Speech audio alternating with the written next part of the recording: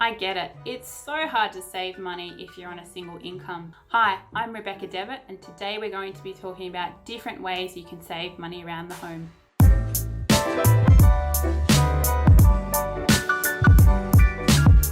Before we get started, make sure you sign up to this channel. If you're on YouTube, click the alert button because I'm going to continue releasing more videos like this. My first tip for saving money is to save money on your insurance.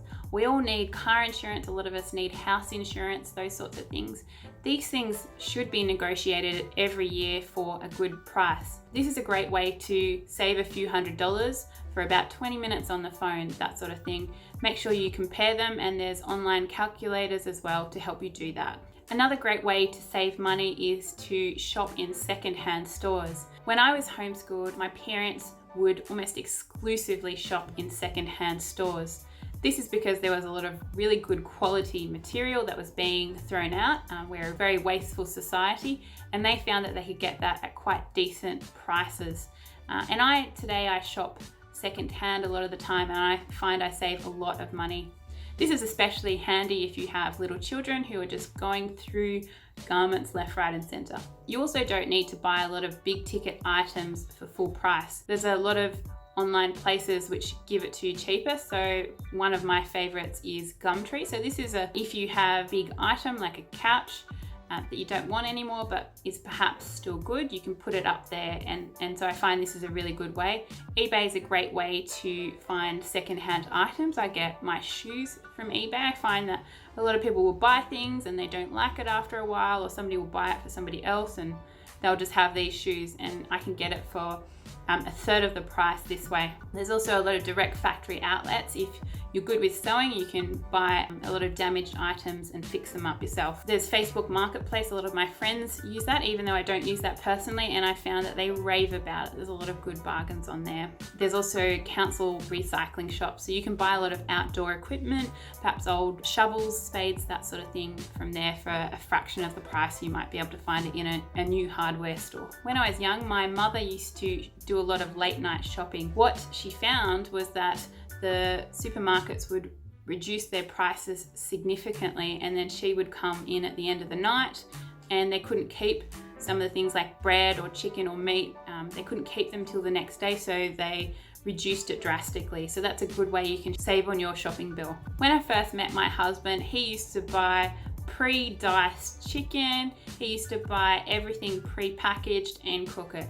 I couldn't believe it because I came from such a frugal family, and I realized how much more he was paying because he was buying pre-sliced ingredients. A great way you can save money is to buy the most raw ingredient you can and then cook that from scratch. Do the preparation yourself and make it from scratch, and you'll find your meals are a lot cheaper. You can also save money by doing a lot of meal preparation, so using up the ingredients from yesterday or getting 2 meals out of that meal, that sort of thing. For us young people, we don't think about superannuation, but by the time we're older and we're able to dip into that superannuation, we'll be thinking, wow, I wish that I'd put my money in a better fund. Have a really close look at the information the super companies give you. What I've found is that I'm saving around a third because the fees are so low in this new company that I'm using. And that will rack up to thousands, if not probably tens of thousands actually, in savings by the time you reach 60, 70 years old. Finding the right bank is also a great way you can save money. Before, when our money was in the Commonwealth Bank, we found that they were slugging us with so many fees and we weren't getting any interest at all. When we changed to a new bank, ING, what we found is that the savings just came rolling in. This was because they weren't charging us fees, they were just happy to have our money.